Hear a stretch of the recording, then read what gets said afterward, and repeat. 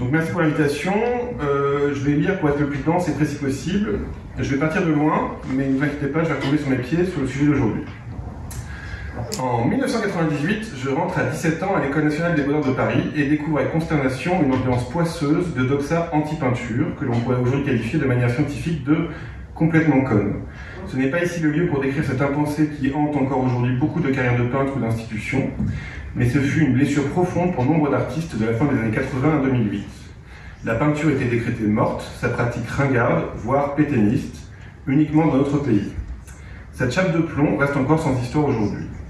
Ce fut une vexation très grande de rentrer dans une école d'art pour y apprendre qu'on se refusait à m'y apprendre simplement à pratiquer ce pourquoi j'y étais rentré. L'art s'est encore fait par les artistes et une masse de peintres ont pourtant continué à peindre au milieu de cette hostilité. Restait alors une bataille à mener, paradoxalement au sein même des institutions culturelles censées soutenir les peintres. Le marché privé et les galeries ont été des refuges pour beaucoup de peintres, écartés des validations incontournables d'un artiste contemporain respectable. Aujourd'hui, la peinture est clairement à la mode en France et le service public de la culture à la ramasse sur le sujet. En 2007, l'avènement des réseaux sociaux, d'abord Facebook, permit aux peintres français de constater qu'ils n'étaient pas seuls, bien que chacun isolé dans son atelier. Et de manière plus éclatante qu'à l'étranger, ce n'était même pas une question. J'ai co-créé un groupe Facebook, Art Quiz, un lieu de jeu simple et de débat autour de la peinture qui a permis toutes les horizontalités propres au réseau débutant. Critiques d'art, amateurs, peintres reconnus, philosophes débattaient autour de détails de peinture classique. C'est grâce à ce groupe Facebook que je me suis retrouvé à co-organiser un colloque au Collège de France en 2014, invité par le professeur de métaphysique et philosophie de la connaissance, Claudine Tiercelin. La salle Marguerite de Navarre fut pleine 2 jours pour la fabrique de la peinture, 420 personnes pour écouter des stars internationales comme Jeff Koons, Glenn Brown, Hernan Bass ou Sherry Samba, mais également des Français bien moins connus comme Eva Nielsen, Damien Cadio ou Amélie Bertrand, à décrire chacun pendant 40 minutes l'acte de peindre comme une activité intellectuelle digne à part entière. En 2016, je commence une activité de critique d'art dans le journal de mode Citizen K, un journal à 1 €, rempli de publicité, mais qui a pour extrême avantage de me laisser libre et de goûter les visuels géants. J'étais intéressé d'y trouver l'occasion d'étudier loin de mes enjeux de peinture du moment pour nourrir d'autres perspectives. Par flemme autant que par curiosité, cela demande moins de travail, je me suis lancé également dans des interviews de peintres, en grande majorité des femmes. En 2018, j'ai la joie d'être reçu comme pensionnaire à la Villa Médicis de Rome. Pour la première fois, une institution française m'accueille et me fait confiance. J'y organise alors une conférence, Vitalité de la peinture contemporaine, la scène française. Une présentation de 125 peintres en moins de 2 heures, un vrai speed dating de peintres. J'en ai fait une vidéo pour la chaîne YouTube de la Villa Médicis, elle reste aujourd'hui la plus regardée de leur chaîne.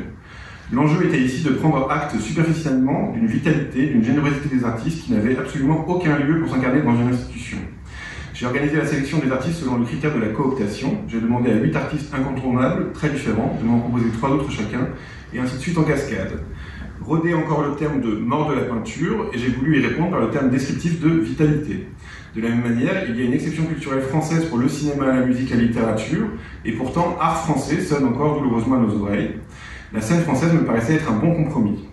Cette même année à Rome, je travaille également ardemment autour de la dérive climatique, entraînant des conséquences dans mon attitude d'artiste. Prenant acte du chaos impensé dans lequel nous vivons mal, je décide d'arrêter d'attendre, d'arrêter la passivité complice, la peur du milieu, le jeu de la concurrence pour lequel je n'ai jamais eu aucun goût, lui préférant l'émulation et la joie de s'inventer de nouvelles manières.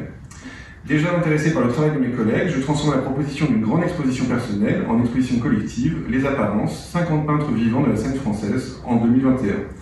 Il m'a fallu 2 jours de téléphone pour construire le plus gros d'une exposition dans une ville nouvellement passée Front National, Perpignan. Ce n'était pas anodin de proposer une liste de noms bigarrés dans ce contexte.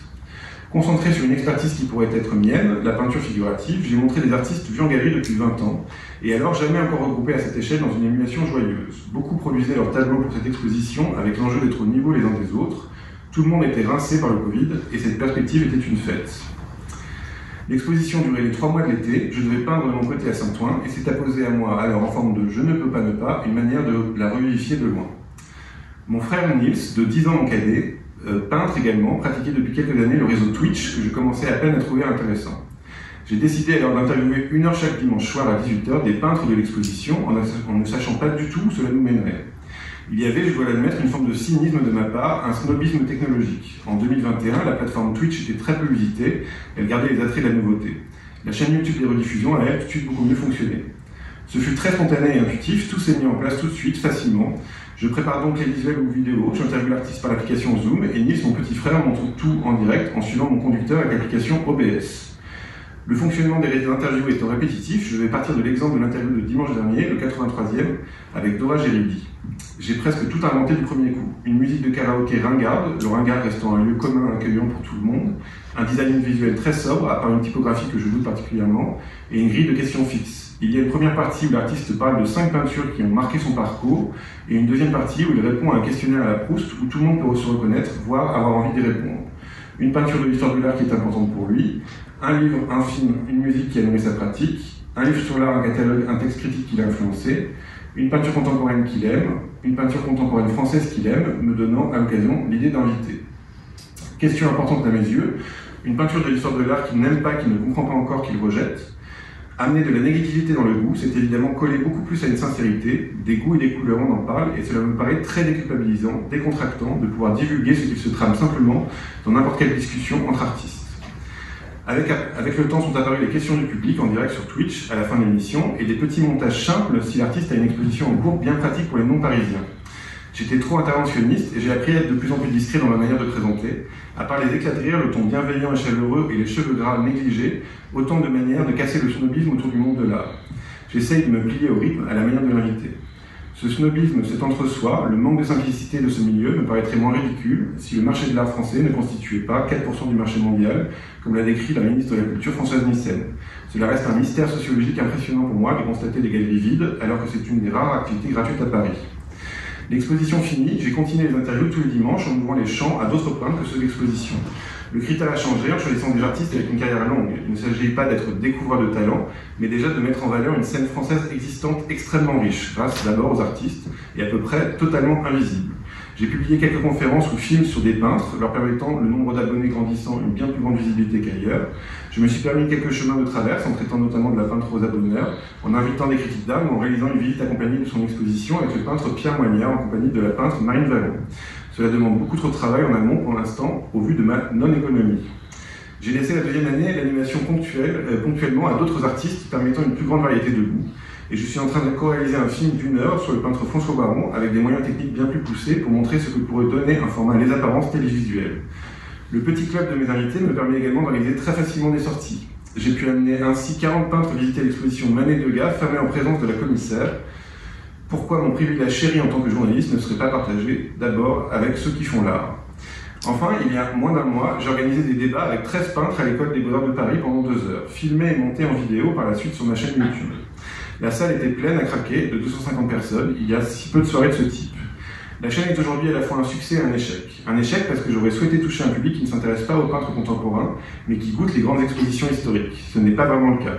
Je touche à peu près mon milieu, ce petit milieu avec quelques bonheurs, comme des personnes qui m'indiquent qu'ils osent rentrer en galerie parce qu'ils connaissent l'artiste grâce aux émissions, ou des primo-collectionneurs. Une joie entre artistes et une émulation partagée également, à pouvoir s'écouter chacun sur la longueur. Les artistes ont des vidances et le format est parfait à écouter, un œil flottant dans le secret de l'atelier. À force de faire masse, et ayant atteint 83 interviews aujourd'hui, sont apparus également des problèmes politiques. Il fut par exemple aisé d'obtenir la parité la première année, moins maintenant. J'ai beaucoup de retours violents sur le parisianisme qu'on me reproche alors que j'essaie de l'atténuer. Le racisme est également saillant, si je porte moins d'intérêt aux tout jeunes artistes. Et puis reste une question pénible, la réussite de ma chaîne. Avec un petit frère, 300 € de micro, des paroles d'artistes et une mise en scène humble et bricolée, la chaîne des Apparences, avec presque 4000 abonnés et 300 000 vues, fait plus que n'importe quelle frac ou institution d'art contemporain dans ses métiers. C'est la cruauté et la transparence de YouTube. Je sais bien que le service public de la culture tient, comme tout service public aujourd'hui, de l'université à l'hôpital, sur la vertu sacrificielle de ses agents. Et pour avoir passé 2 jours au congrès du FIPAC à Marseille en 2022, la Fédération des professionnels de l'art contemporain, où nous étions 4-5 artistes au milieu de 300 professionnels, je ne doute pas du malaise de ce milieu. Reste ce qu'on peut tout de même considérer ce malaise au carré pour des artistes qui se voient les moins rémunérés au sein d'une organisation censée les mettre en valeur. Qu'un artiste soit rémunéré pour une exposition dans une institution publique est encore et toujours un sujet par exemple. Cette chaîne Twitch est un îlot de liberté qu'offre la souplesse de la technologie. Je ne crois ni en l'ASAS ni en l'îlot individuel au milieu d'une situation dégradée. On pourrait chercher de la dignité dans le capital symbolique, mais là encore, le fameux « ça va te faire de la pub » bute sur la vacuité. On peine à trouver dans les journaux généralistes des pages art dignes de ce nom. La seule émission entièrement consacrée à l'art sur France Culture, l'art et la matière, qui invitait très peu d'artistes, est en déshérence ou en rediffusion depuis presque 1 an. Les artistes parlent mal, c'est ainsi qu'a commencé mon entretien avec une grande chef culture d'Arte, dont je tairai le nom, qui a dû convenir que ma chaîne YouTube avait plus de succès que sa proposition documentaire sur l'art contemporain par Internet. J'ai pu venir en ces lieux, au Centre Pompidou, écouter des philosophes, des écologistes, des écrivains, des militants, des cinéastes, danseurs et poètes. Je n'ai, à vrai dire, jamais eu de ma vie à jalouser un collègue peintre en venant l'écouter parler. Bref, je n'ai plus vraiment le temps d'être désagréable, et c'est tant mieux, mais cette chaîne modeste me paraît démontrer, par les faits, qu'il y a possibilité de faire bien mieux pour peu que l'on fasse confiance aux artistes. Chaque peintre est le spécialiste mondial de lui-même, un spécialiste cultivé, pointu, passionné et joyeux de son art, un créateur de liens, et porter, croire, investir en eux est une mission digne qui me semble basique pour un service public de la culture. Merci de votre écoute. Merci beaucoup. Je vous propose de lancer. Je sais pas, il y a besoin de rebrancher pour des contenus ou... Je... Pas pour moi. Bon,